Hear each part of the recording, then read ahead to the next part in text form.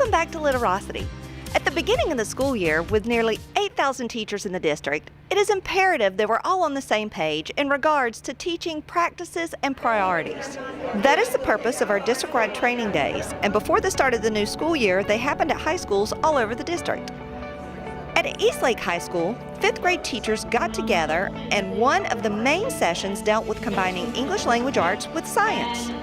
Yes, at the beginning of our presentation, we showed teachers several of the benchmarks, the ELA benchmarks, citing evidence and using informational text. And so throughout our discussion, we really talked about how it fits into science as well as ELA, time in the day. At Clearwater High School, 2nd grade teachers reviewed the Jan Richardson assessment kits. Okay, so this year, 2nd grade teachers are receiving the Jan Richardson Assessment Guided Reading Assessment Kit, and they'll be using it to assess students to find their instructional level. And so this session reveals all 4 steps of the assessment kit, which will inform not only their small group, but their whole group instruction as well. The Jan Richardson Kit also provides not only an instructional level, but a peek into the reader's whole reading life. So we feel that that was the best benefit to provide the best instruction. And here at Dixie Hollins High School, we hosted the secondary language arts and reading teachers with an array of breakout sessions. And speakers such as the 2014 National Teacher of the Year, Sean McComb. Well, we're trying to get across this idea of sparking hope, which is the opportunity to build into our students high expectations for the future and their belief in their ability to get there. And it starts with a relationship, so building an environment for kids where they feel a sense of belonging and value, and then helping them build some efficacy that they can grow their skills and they really see that they can be successful and can do this work, and then giving them work to do that they value. I've had a lot of great success working with some really great students. It's not easy, but what I find is that if kids know that I'm really on their team and that we're in this together and the goal is to help those kids move to where they want to go, that kids come on board. And it's not 100%, it's not always perfect, but when we're doing meaningful work together, that's a great experience both ways. The Assistant Deputy Commissioner of Education, Vince Burgess, gave us an update on FSA testing. I know that teachers have a lot of questions about how the test is scored and what the reports look like and so forth. So my goal today is to make sure that teachers understand the structure of the test, the scoring, how the writing contributes to the score overall, and what resources are available for them to prepare as they get ready to welcome the kids back for the new school year. How large-scale assessments like the FSA and FCAT before are scored is the most accurate way to score the test, but it's not always the easiest for the public to understand, teachers either. So we try to provide that explanation to give them a little comfort in knowing that the test is a measurement of what students know and can do. Because the decision had been made to move away from PARCC and to develop a new assessment system, we needed to have a test that had ready-made, had assessment items that aligned to the Florida standards and were available for our use immediately. So we used items that had been previously used in another state.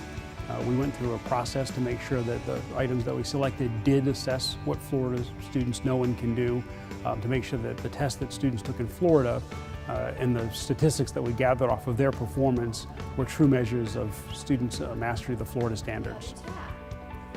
And some of our breakouts included foldable notebooks, the FSA writing rubric, and spoken word poetry.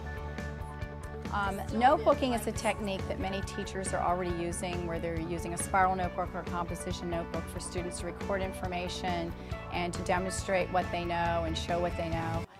What I'm doing is taking that notebook to a new level by adding 3-dimensional graphic organizers that are manipulative, that students can glue in and do some cuts so that they have different ways of chunking information and presenting information and remembering information as they study. They can use it as a note-taking device. They can also use it as a study device and as an assessment device.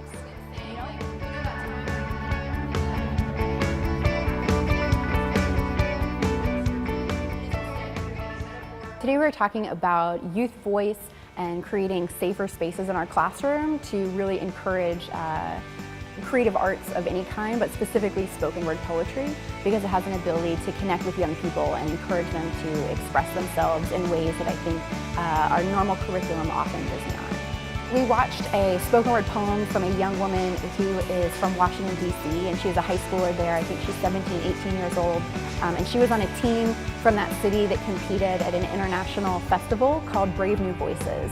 And so it just happened this past July, so really just a few weeks ago. And I coached a team from Tampa and St. Pete that went up and competed as well.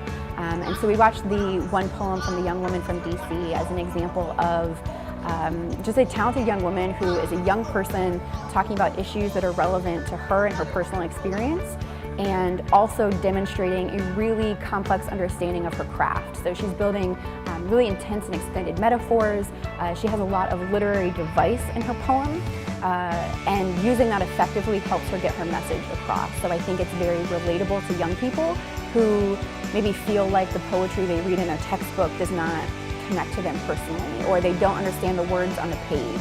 And so I think the spoken word performance aspect of the poetry can really connect to young people's emotions, and it's on topics that they feel like matter to them more. And then as teachers, we can build those connections between the issues that that young woman is talking about and maybe a more traditional poet who is in our textbook, or maybe something going on in our community. I see a lot of my colleagues shifting to teaching methods that are more student-centered. So there's a pedagogy called student-centered learning, and a lot of similar ones that maybe reprioritize the way that classrooms work. And realizing that traditional models of learning have often treated the teacher as somebody who knows everything, and students the people who know nothing, and the teacher simply lecturing for an hour, 2 hours, however long the class is. And I think we know that that is not the best model for learning, because that is not how people learn, is just listening for an hour on end. You know, our attention span is not that long, and that's not how people absorb information. And so seeing a lot of my colleagues do more engaged learning, more interactive learning, things that ask students to like get up and move around, a little kinesthetic learning, ask them to connect to their personal experiences so they feel like the material in the classroom makes sense in their own lives. One paragraph missing, but for what we're doing today. Well, today's session was actually the third of multiple years of work that the state has been doing with the rollout of the new, or newer at that time, FSA rubric and writing expectations. We had a change in the expectation of our students and their writing and what they need to be able to deliver, and so we wanted to be able to provide resources and tools to the teachers. So we've done direct sessions with district curriculum specialists and coaches, and then last year I was here and able to work with teachers on really dissecting the standards and aligning them to the rubric components and what it asked for.